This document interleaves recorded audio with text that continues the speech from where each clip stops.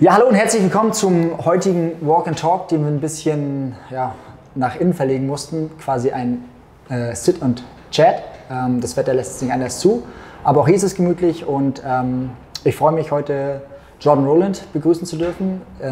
Wer den Stream geguckt hat zum Karls Cup, da haben wir einen kleinen Nickname verpasst, einen Spitznamen, und zwar den rasenden Roland, und seitdem hat er uns quasi auch mit seinem Tempo überzeugen können. Ja, wir sind gespannt auf das, was er uns heute zu sagen hat, und würden gleich einsteigen. John Roland, welcome to the office. Good to have you.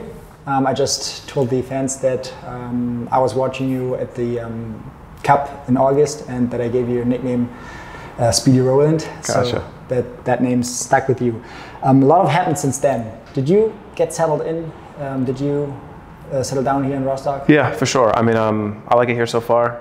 Got my apartment all set up. Getting used to the city a little bit. I'm one of the only guys that doesn't live in the city, but I'm in between the practice facility and the city, so it's easy for me to get back and forth. Mm-hmm. So it's been good so far. I'm definitely getting settled in.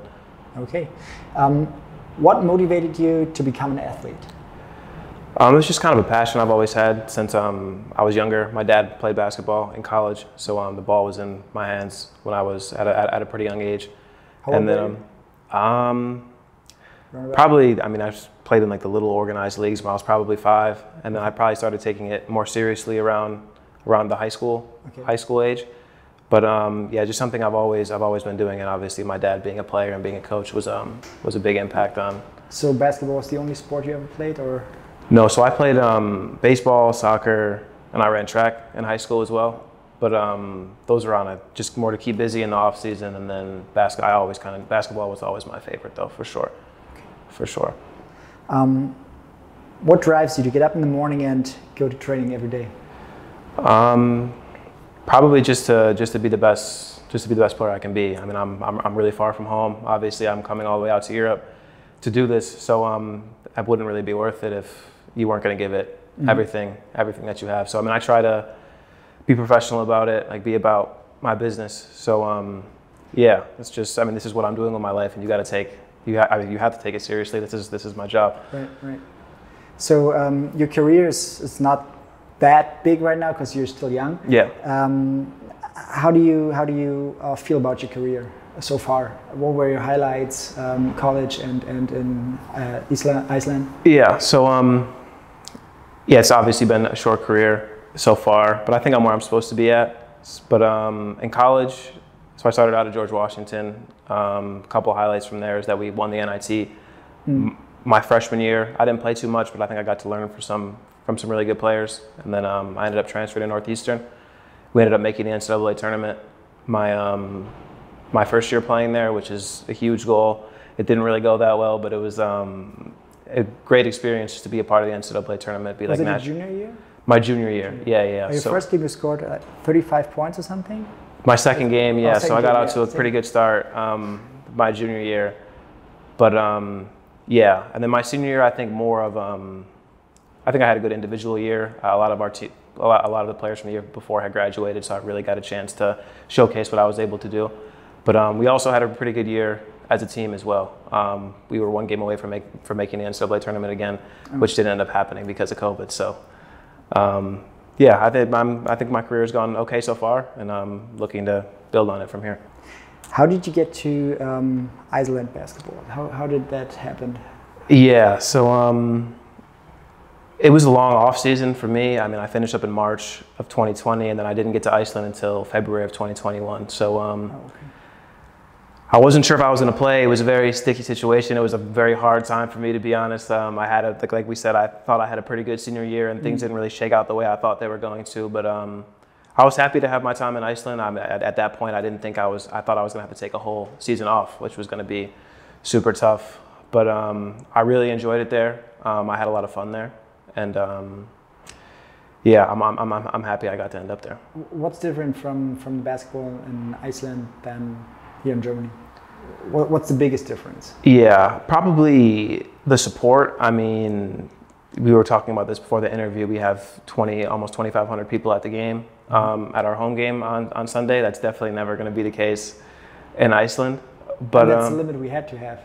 I mean, yeah, because of COVID. Right. Yeah, like so COVID or not, I don't think that was going to be the case in Iceland, regardless. But with that being said, though, I still had a good time in Iceland. I think I still played with some pretty good players. Is the game different from the German game? The game in Iceland? Is it faster or slower or more? Or is it... There's probably better athletes in this league, but both kind of the European style. I mean, we try to play as a team, pretty similar, but I would just say maybe the level of athletes that we're playing would probably be like the big difference, but style of play is pretty similar. So how many fans did come to the games?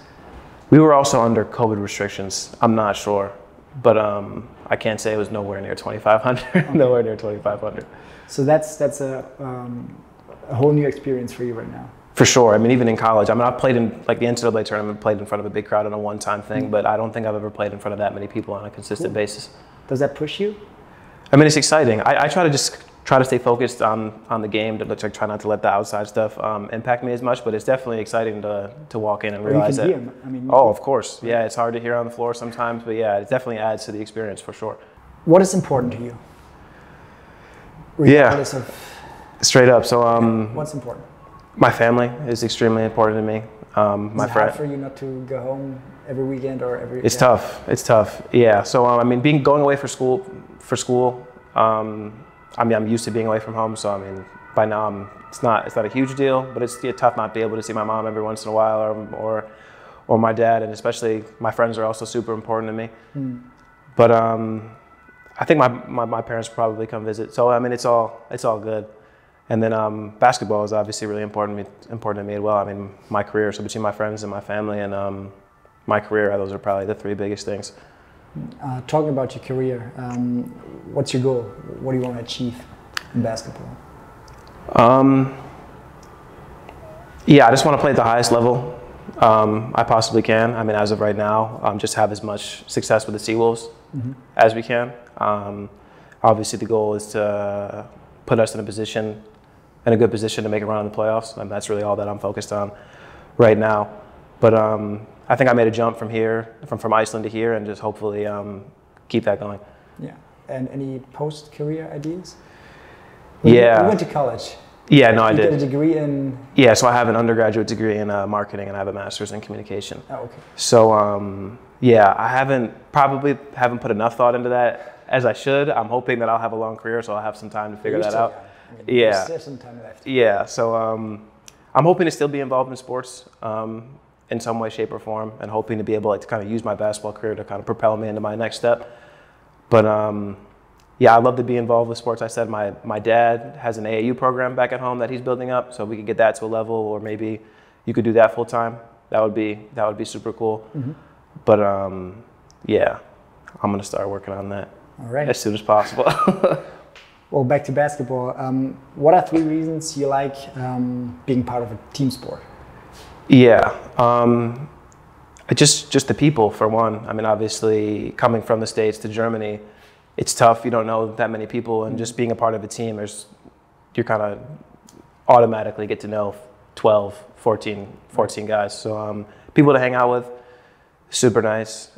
And I've been lucky here. I mean, all the guys here are great. I get along with everybody. We all get along, so that's been good.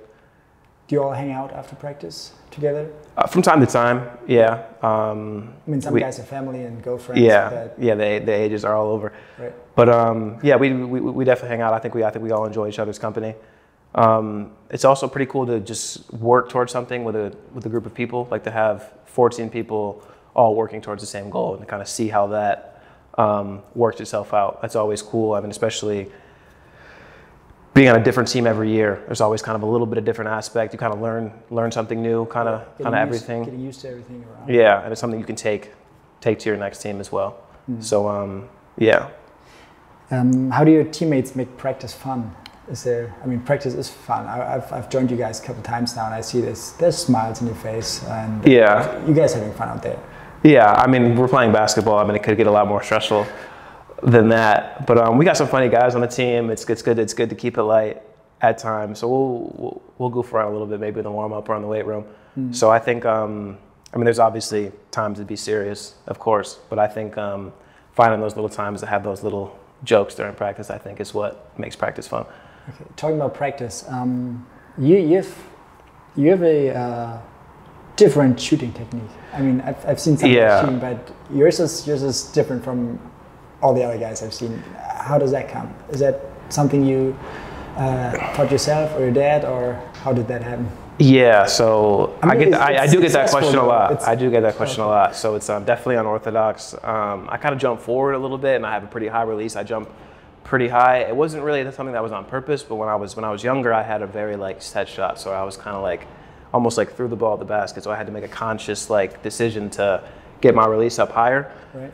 So maybe I wasn't strong enough yet, so I kind of had to like use my legs more. I'm not really sure, but definitely super unorthodox. But I mean, given shooting is probably my biggest strength, but I don't think you'd point at me and say, like, point to me and say, all right, kids, like, this is how you're supposed to shoot the basketball. So, yeah, I'm not really sure. It works for you. Yeah, no. And that's all that counts. Yeah, for sure. But it's, yeah, definitely unorthodox. And wasn't really on purpose. That's kind of just how things shook out. Yeah. If you could choose from NBA players to get your own skill set together, 3 to 5 skills you would choose from any NBA star. Okay. Or do you have a favorite NBA star? Is there a player you're a fan of? I like to watch James Harden. A lot. But if I could take a skill from a couple different players, probably his ability to draw fouls. A lot of people don't like that, but I just think like he really took the rules and really mastered it. So I respect that to an extent. So I really like that. Small player, yeah. Steph Curry's shooting ability for sure. Kyrie's ability to finish around the basket, for sure. So what he's able to do around the basket is crazy. And then probably Giannis's athleticism. There's not a lot of people built like him at all. Cool. Is there anything you had to give up to play sports? I mean, like you said, you're not seeing your family that much and friends. Yeah. That's certainly one point. But so yeah, right now, obviously, not living at home. But the biggest thing is probably time. I mean, to be able to have success, I feel like you have to make some sacrifices. When I was growing up, there was things I didn't get to do because I was spending time playing basketball. So that's probably the biggest thing. There's certain things where you might want to go do something different, but this is important, so you have to get in the gym instead. Gotcha. Any other sports you're interested in? Is there? Yeah, so I mean, like I said, I played soccer and I ran track in high school, so those were fun for me. But I don't really follow like any other professional sports. I'm not too tapped into the NFL or anything. Right. But yeah, played a lot of different sports growing up. And what do you do after a game or after practice to calm down? Do you read? Do you watch movies? Or? Yeah, so I read a little bit. I do watch movies, Netflix for sure. I just finished up watching Squid Game. Our whole team was watching that, so that was a big topic of discussion for the past week or two. Is it? It's a good show. Yeah, definitely worth it. It's only nine episodes. Right now. Yeah, it's like the biggest thing right now. It's almost like when Tiger King was out. It's like everybody's talking about it. I thought it was good. I would give it a watch. Only nine episodes. Okay. What was the last game you read? The last book I read? The last book you read, yeah. I just finished How to Win Friends and Influence People. Okay. So that, and Sid actually gave me a book that I'm going to start pretty soon. It's called How to Feel Fear But Do It Anyway, I think is what it's called. So he actually just gave me that today. It's not in German, is it? No, he didn't give me a German book. But yeah, I try to read as much as possible. I probably don't read as much as I should, but I'm not in school anymore, so try to keep the mind active a little bit. Said, time is a big factor. For sure, yeah, absolutely. Last question. What's your favorite sports quote? My favorite sports quote? I don't remember the exact numbers, but I like the Michael Jordan one where he says, I've missed over X amount of shots. I'm going to say a quote that I don't even know. But I think the idea of it is just like he's failed over and over again, and that's like why he succeeds. I feel like you can't be afraid to fail, and that's how you. I remember. I think it was part of The Last Dance. Yeah. I think, yeah. So even though I don't remember it exactly, I do like that one. Okay. All right. Well, thanks a lot for your time. For sure.